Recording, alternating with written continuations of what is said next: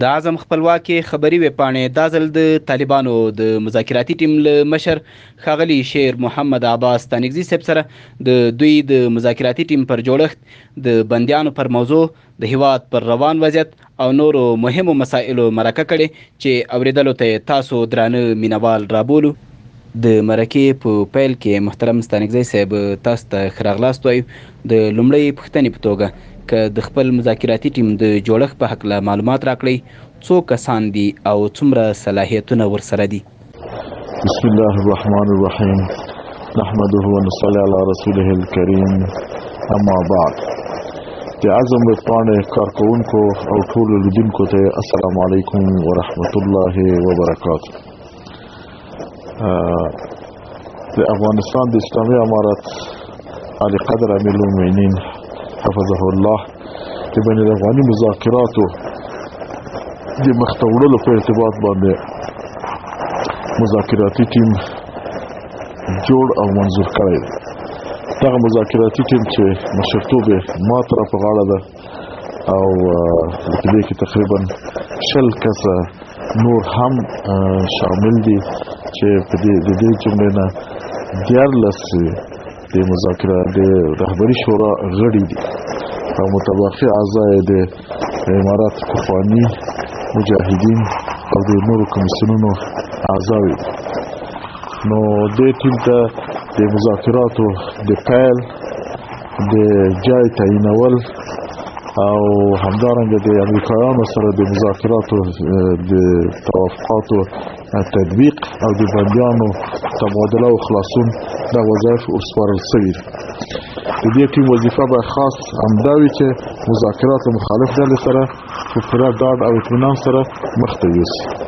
محترمه، بین الافغاني مذاکرات به دقیقا کله پیلیږي او آیا د پیل پر وړاندې لا هم د پاتې بندیانو نه خلاصون خنډ دی که نورې ستونزې هم شته؟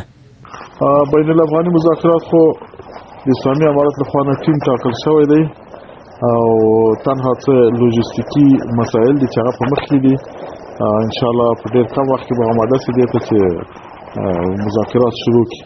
اما مقابل جانب مخالف لوري لا تر اوسه آماده نه دی، ځکه چې هغه د بین مذاکرات چې د امریکایانو سره شوي دغه توافقنامې په اساس 15,000 بندیان چې زموږ مجاهدین دي او د مخالفینو په بندیخانو کې بندیان دي هغه لا تر اوسه پورې راخلاص شوي نه دي او تقریبا څه باندې 300 کسان تر اوسه هم بندیان دي او زموږ له خوا نه چې کوم ژمنه شوې وه د 1000 کسانو موږ هغه 1000 کسان خوشي کړي دي، بلکې دا 15 بندیان 6 بندیان نور هم اضافه خوشي شوي دي. اما د مخالفینو له خوا نه بندیان زموږ لا تر اوسه پوره شوي نه دي. هر کله چې دغه بندیان مکمل سي، تکمیل سي، انشاءالله بیا به مذاکرات بین الافغاني مذاکرات شروع سي. د لویې جرګې او جمهور رئیس پر غوښتنه سربیره ولې د بندیانو د خلاصون لړۍ درېدلې؟ ستاسو د معلوماتو له مخې آیا رښتیا هم بهرنیان خنډونه جوړوي او کار کې ځینې کړۍ دا پروسه تخریبوي؟ د فعلا دپاره خو زموږ بندیانو تعداد نه دی پوره شوی. هر کله چې دا پوره سي او 15,000 مکمل راخوش سي، بیا به موږ انشاءالله مذاکرات شروع کړو او موږ له مخالف لوري نه دا خواهش کوو چې څومره زر کېدلی سي بندیان خوشي سي او میز د مذاکراتو حاضر سي. نو یوازنی خنډ چې اوس فعلا ده هغه همدا د بندیانو نه خلاصون دی او دا البته په دې کې مخالفتین څوک چې مخالفت کوي د بندیانو په خلاصون کې البته په کې څه داخلي کړۍ شته او څه خارجي کړۍ هم پکې شته چې هغه خلک نه غواړي چې په افغانستان کې صلح راسي او دوامدار صلح راسي، پایدار صلح راسي.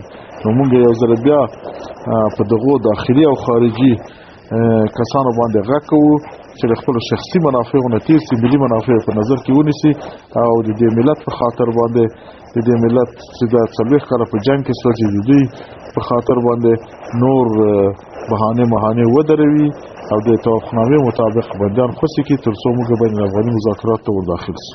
تر اوسه فرانسې او استرالیا په ډاګه د ځینو بندیانو له خلاصون سره مخالفت کړی. آیا تاسو له یادو هیوادونو سره په دې اړوند خبرې کړي او که دا هم راته ووایاست چې یوازې همدې هیوادونو خنډونه ایجاد کړي که د پردې تر شا نور هم شته؟ دغه حکومتونو چې د استرالیا او فرانسې د دوی تر اوسه پورې موږ سره ارتباط نه دی نیولی. البته موږ هم له اخبارو له روزنامو نه وینو چې دوی د دې بعضو بندیانو په خلاصولو کې دغه مخالفت ښودلی. نو دا خو اوله دا ده چې دوی قانونا حق نه لري چې د افغانستان په داخلي چارو کې لاس ووهي او د بندیانو معامله ووایي چې دا دې خلاصېږي او دا دې نه خلاصېږي. بلکې دوی کوم ادعا لري یا زموږ په بندیانو په دغه کې دی خو مستقیمه د موږ سره په تماس کې چې موږ ورسره خبرې وکړو د ارتباط باندې. او بله خبره دا ده چې دا کسان له امریکایانو سره توافقنامې نه مخکې 2 میاشتې مخکې دغه د بندیانو لیست مکمل له امریکا لوري سره شریک شوی او امریکایانو بیا دا د کابل له ادارې سره شریک کړی وو. نو په وخت کې د دواړو جانبو په دې باندې موافقه ښودلې وه او ویلي چې دا به موږ خوشي او دا لړۍ روانه وه. مګر اوس په دې اخر وخت کې چې اوس یو تعداد کم پاتې دي په دې وخت کې دا موضوع راپورته شوه چې استرالیا یا فرانسه د دې سره مخالفت لري. نو استرالیا او فرانسه کې مخالفت درلود ده لغه وخت تر اوسه پورې 15 میاشتې د 15 میاشتې ولې غږ نه پورته کولی دا خبر نه کولی چې اوس یې کوي. خو دا واقعا او همدغه خبره ده چې دوی غواړي چې د صلح په هغه کې خنډ واچوي او څه داخلي کړۍ هم په دې کې لاس لري. هغه به دوی دې ته تشویق کړي چې دوی دا ادعا وکړي تر څو دوی د خپل حکومت 15 کلنه دوره سر ته ورسوي. خو زه وایم چې دا نه به د دوی په ګټه وي او نه به د دنیا او د استرالیا او د فرانسې په ګټه وي. بهتره دا ده چې دوی له خپلو شخصي منافعو نه تیر سي. دا کسان د توافق په اساس باندې باید خلاص سي او بل دا کسان که دوی مجرم بولي چې استرالیا یا فرانسې عسکر یې وژلي دي خو استرالیا او فرانسې په افغانستان کې په زرګونو افغانان بې ګناه وژلي دي. که دوی اوس دا ادعا لري چې دا 15 کسان مجرمین دي د موږ په نظر باندې خو دوی ټول فوج چې افغانستان ته راغلي دا ټول مجرمین دي ځکه دلته بې ګناه افغانان وژلي بې له کوم علتو بې له کوم دغه نه. فرانسه په کوم دلیل افغانستان ته راغلی وه؟ استرالیا په کوم دلیل په څه سبب افغانستان ته راغلی چې خلک یې وژله؟ نو زموږ حساب خو له دوی سره پاتې ده به وروسته سره کړو. نو اوس زموږ خواهش دا دی چې د صلح په مخ کې خنډ نه سي او هر څومره زرتر چې کېږي زه په امریکا په ملل متحد په ناټو په ټولو باندې غږ کوم تر څو دغه داخلي او خارجي کړۍ دې ته وهڅوي چې د صلح مذاکرې د بندیان زر خوشي کړي او د صلح میز ته د مذاکراتو میز ته زر ته زر حاضر شي. که مذاکراتي بهیر پیلېده لومړی اجنډا به مو څه وي او دا چې مذاکراتو کې له مقابل لوري سره من حیث نظام خبرو ته چمتو یاست؟ په بین الافغاني مذاکراتو کې زه فکر کوم ډېر مسایل دي چې هغه باید د میز په سر باندې مطرح شي.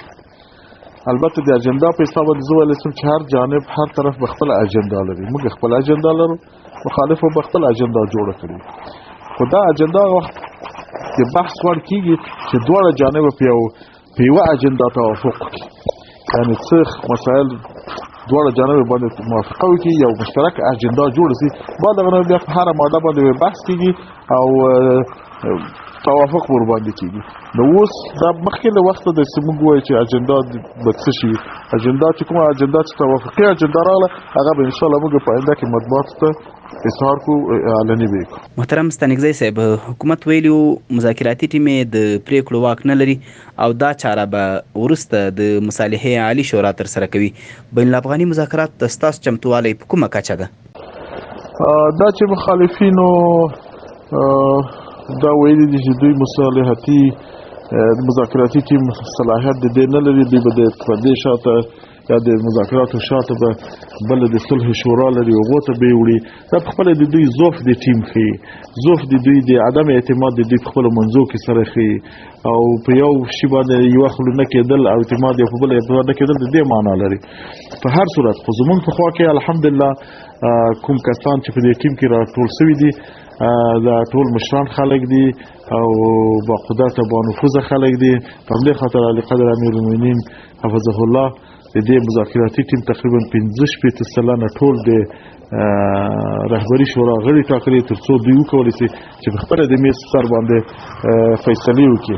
البته د دې نتایج او مشورې به بیا مستقیما د امیرالمؤمنین حفظه الله سره کوي.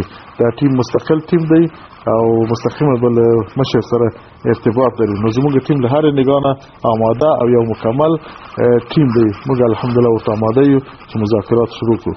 دا چې په دې وروستیو کې د هیواد په کچه د جګړو لړۍ بیا تونده شوې لامل یې څه یادوئ او حل لارې څه بولئ؟ جنګونه خو ځکه زیات دي تاسو پکې لیدلي وي د مخالف لوري اوس تقریبا هره ورځ په لسګونو حملې په مختلفو ځایو کې کوي او اکثره ځایو کې پلا بیرته بیا په اسلامي امارت باندې اچوي. لکه څنګه چې دوی د بندیانو کې خنډ اچولی، همداسې د جنګ صحنه یې هم ګرمه کړې ده.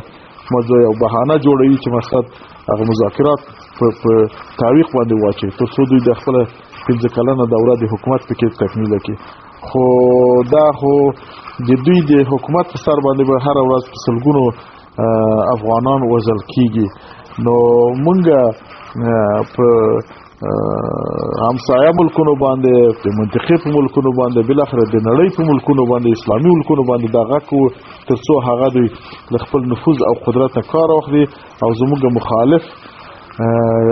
مخالفین چې دي چې هغه د کابل اداره ده هغه دې ته وادار کړي چې نور له مخالفت نه او له خنډ اچولو نه لاس واخلي او د مذاکراتو میز ته حاضر شي تر څو موږ وکولی شو چې په کم وخت کې په یو دایمي اوربند او په صلح باندې کامیاب اوسو او یو داسې نظام په افغانستان کې راوړو چې هغه اکثره افغانانو ته د منلو وړ وي. یعنې مطلب دا ده چې په افغانستان کې موږ یو اسلامي شرعي او مرکزي مستحکم نظام ولرو چې افغان شموله حکومت وي چې ټول اکثریت افغانانو ته د منلو وړ وي. نو دا ورځ به انشاءالله ډېره لرې نه وي، خو موږ په دنیاواله یو ځل بیا غږ کوو چې زموږ په مخالفینو باندې فشار راوړي تر څو هغه د مذاکراتو ته کیني او په داخل کې هم د کابل په ادارې باندې هم غږ کوو چې نور دغه قماندې او دغه حرکتونه چې دوی ته دغه په لاس ورکوي خارجي ملکونه لکه استرالیا او فرانسه په دې باندې ونه غولېږي او دغو هغه خبرې ونه مني، دغو په واسطه باندې مذاکرات شاته وانه چي هلته جرګه راوغوښته، جرګې ورسره فیصله وکړله چې ټول دې خلاص وي.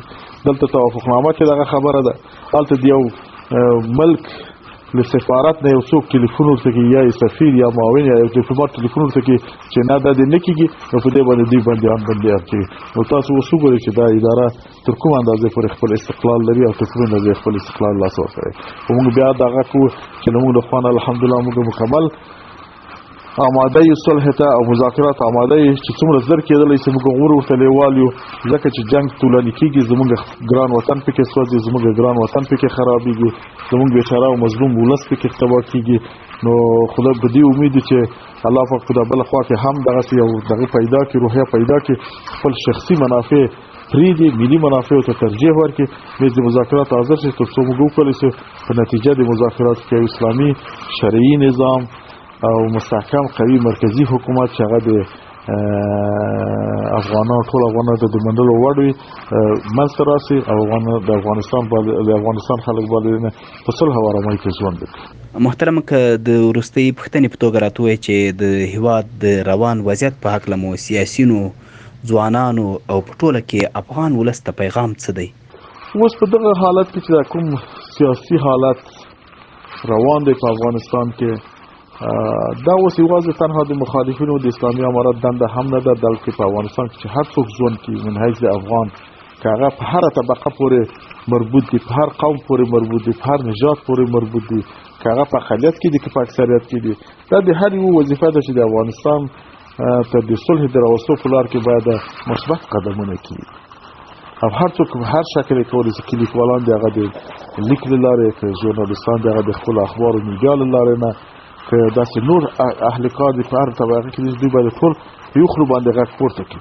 او زه د افغانستان په بیچاره ولس او ملت باندې غږ کوم چې دوی یکسي خپل غږ پورته کړي، دوی د مجلسونو له لارې نه، د تظاهراتو له لارې نه دا د کابل اداره دې ته مجبورې کړي چې دغه توافقنامه په صحیح صورت سره عملي کړي او میز د مذاکراتو حاضر شي. نور دې ته پرېږدئ چې هر ورځ د خلکو وینې بهیږي. زما خواهش له ځوانانو نه دا دی، د سپین ږیرو نه دا دی، له طبقې وناسو زنانه‌و نه دا دی چې نور دې ته اجازه ورنه کړي چې هغه خلک دغه د پروسه وځنډوي او خپل شخصي منافع باندې کوي. همدارنګه د دنیا په ملکونو باندې زغه کوم چې دوی په مخالفینو باندې دا زور واچي، فشار په باندې راولي تر څو میز د مذاکرات حاضر کړي.